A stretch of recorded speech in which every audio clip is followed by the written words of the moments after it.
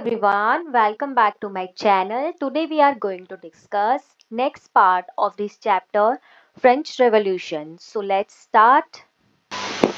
तो last video में हमने डिस्कस किया था कि उस टाइम पे फ्रेंच सोसाइटी कैसी थी, वहाँ पे क्या स्ट्रगल चल रहे थे लोगों के बीच में कि वो सरवाइव कैसे करें और किस तरीके से वहाँ पे सब्सटेंसेस क्राइसिस की वजह से लोगों की डेथ हो रही थी, दूसरी तरफ पॉपुलेशन बढ़ भी रही थी। साथ ही में फिर मिडिल क्लास के रोल को पढ़ते हैं जो लोगों को अवेयर करते हैं अबाउट देयर राइट्स और इक्वल राइट्स की भी बात करते हैं। फिर वहाँ पे आउटब्रेक ऑफ रेवोल्यूशन को हमने डिस्कस किया और ये भी हमने लास्ट वीडियो में डिस्कस किया था कि जो कॉन्स्टिट्यूशनल मोनार्की है वहाँ पे इस्टेब्लिश हो जाती है, ठीक है, और एनए आ जाती है, नेशनल असेंबली। ठीक है, अब हम इसमें पढ़ते हैं कि उसके बाद जब वहाँ पे कॉन्स्टिट्यूशनल मोनार्की आ चुकी थी फ्रांस में, वो भी एबोलिश हो जाती है और फ्रांस एक रिपब्लिक बन जाता है। अब रिपब्लिक बनने का मतलब यहाँ पे ये है कि वहाँ का जो हेड ऑफ द कंट्री है, हेड ऑफ द फ्रांस है, हेड ऑफ द स्टेट आप कह सकते हैं, वो कौन होगा? चुना हुआ व्यक्ति होगा कोई जिसे इलेक्ट किया जाएगा, ठीक है, ना कि हेरिडिटरी बेस्ड होगा।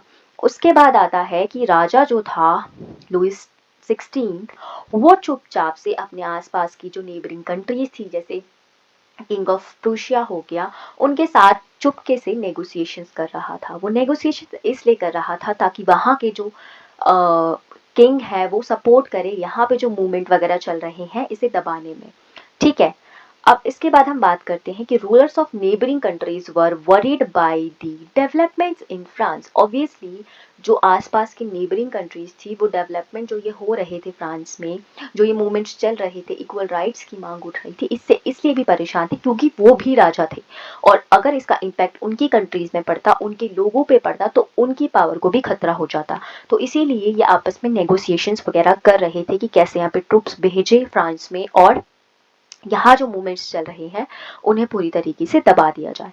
अब इसके बाद आता है कि उसी टाइम पे जब वो प्लानिंग कर रहे होते हैं कि अपने ट्रूप्स को हम जो है फ्रांस में भेजेंगे, ये बात जो है वहाँ की नेशनल असेंबली को पता चल जाता है और जब नेशनल असेंबली को ये बात पता चलती है तो वो डिक्लेयर कर देती है war against Prussia and Austria.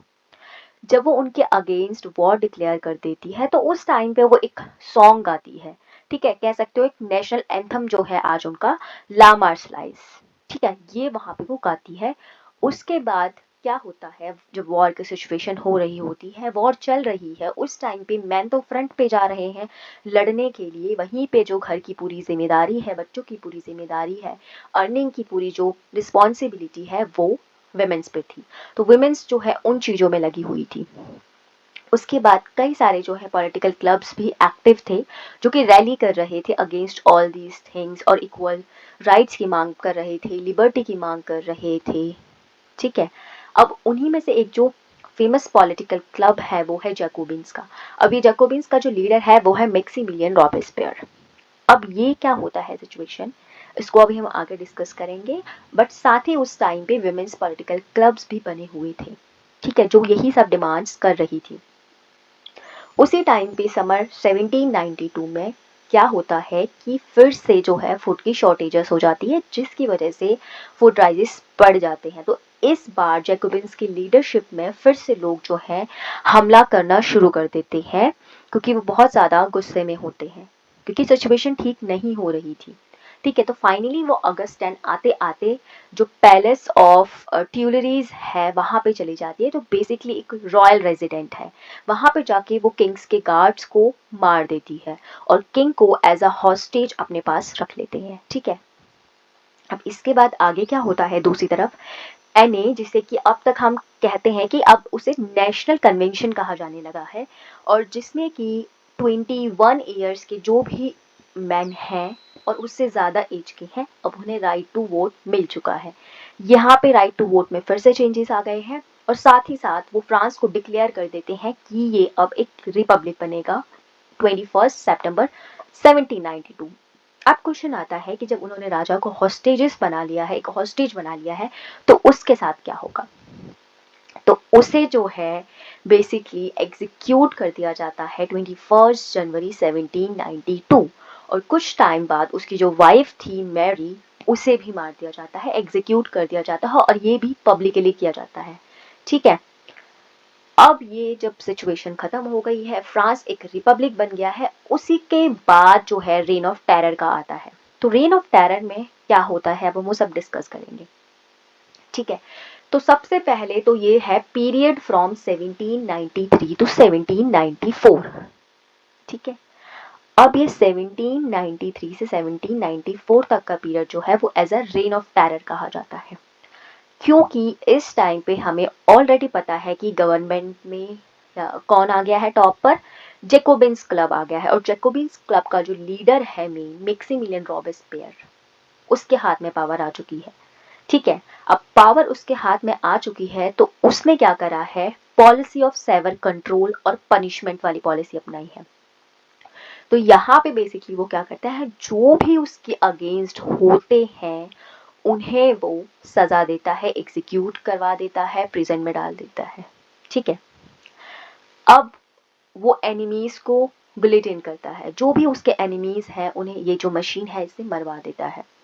ठीक है, अब उसके लिए एनिमीज जो भी दूसरे पॉलिटिकल क्लब्स के लोग हैं जिनकी डिफरेंट व्यूज हैं, मांगे हैं, और इवन उसकी पार्टी के भी जो उसे सपोर्ट नहीं करते उन्हें भी उन्होंने मरवा दिया, और इवन जो वुमेन्स का रोल आता है वुमेन्स को भी। ठीक है, और साथ ही साथ क्या रूल कर दिया उसने, maximum ceiling on wages and prices. अब उसने ये कर दिया है कि कौन कितना वेज किसको मैक्सिमम मिल सकता है, कितने प्राइजेस किसी को किसी चीज के लिए मिल सकते हैं, इससे ज्यादा किसी को भी अलाउ नहीं है कि उसे दिया जाए या वो चार्ज करे। ठीक है, मीट और ब्रेड का भी इसी तरीके से राशन कर दिया, विच मीन्स कितना ब्रेड और मीट कोई कंज्यूम कर सकता है, ले सकता है। ठीक है, और साथ ही साथ अब पीजेंट्स को वो फोर्स करने लगा है कि तुम अपनी जो ग्रेन्स हैं वो सिटीज में बेचोगे एक फिक्स प्राइस पे। तो ये पूरी सिचुएशन दिख रही है कि कैसे सेवर कंट्रोल की है और पनिशमेंट वो देना शुरू कर दे रहा है जो उसके अगेंस्ट है। साथ ही साथ जो एक वाइट फ्लोर है वो बहुत ज़्यादा एक्सपेंसिव है और इसे वो किसी को भी कंज्यूम नहीं करने दे रहा है। ठीक है, तो कोई ले ही नहीं सकता है उसको। अब चर्चेस को उसने शट डाउन कर दिया है, चर्चेस को उसने अपने जो बैरक्स होते हैं या ऑफिसेस होते हैं उसमें कन्वर्ट कर दिया है। तो बट ये भी इतना कुछ कर रहा था जिसकी वजह से लोगों ने इसके अगेंस्ट भी प्रोटेस्ट किए, क्योंकि इसने जो वायदे मान लो किए होंगे उसके अगेंस्ट ये चीजें सारी कर रहा है। ये पावर में आ गया तो ये अपनी पावर को बनाए रखना चाहता है और लोगों में एक प्लेन फियर हम कहते हैं वो बना के रख रहा है।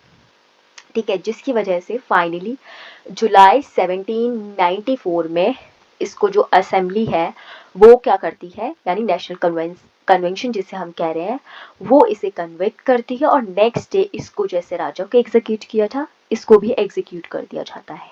ठीक है, अब जब इसे एग्जीक्यूट कर दिया जा रहा है तो अब नेक्स्ट क्या होता है, तो ये पूरा रेन ऑफ टेरर का इसका टाइम पीरियड था। उसके बाद हम बात करते हैं अ डायरेक्टरी रूल्स फ्रांस। अभी डायरेक्टरी क्या थी, किस तरीके का रूल हो रहा था, इसके बारे में हम बेसिक इसमें डिस्कस करते हैं।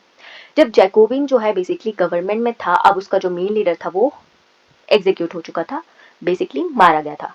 तो अब यहाँ पे जैकोबिन गवर्नमेंट का फॉल हो गया, जिसकी वजह से फिर से जो वेल्दियर क्लास है, बेसिकली जो मिडिल क्लास है, लॉयर्स हो गए, प्रोफेसर्स वाले जो ग्रुप होता है, ठीक है, तो इन्होंने फिर से पावर अपने हाथ में ले ली है। अब इन्होंने हाथ में पावर ले ली है तो इन्होंने फिर से एक न्यू कॉन्स्टिट्यूशन बना दिया है।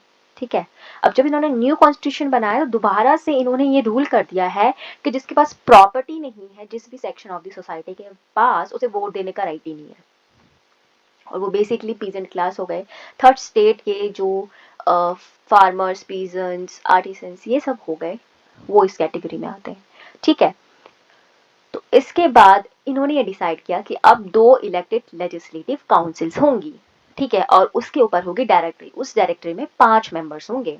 तो ये जो कॉन्सेंट्रेशन ऑफ पावर है ना, किसी एक के पास ना हो, इसलिए डायरेक्टरी में 5 मेंबर्स को रखा गया। बट अब डायरेक्टरी में जो 5 मेंबर्स हैं उनके व्यूज भी तो अलग होंगे, तो उनके बीच में भी क्या होने लगे, डिसएग्रीमेंट्स वगैरह होने लगे चीजों को लेकर, तो वो उतनी स्टेबिलिटी नहीं रह पाती है। ठीक है, तो उसके बाद finally over the time Napoleon Bonaparte को टाइम मिल जाता है इन सब चीजों का फायदा उठाने का, और वो फ्रांस में मिलिट्री डिक्टेटरशिप को एस्टैब्लिश कर लेता है। ठीक है, तो आज हम यहीं तक पढ़ेंगे, बाकी का हम डिस्कस करते हैं नेक्स्ट वीडियो में। Thank you so much for watching my video till the end. Please don't forget to like and share the video and subscribe my channel Polhis Tutor.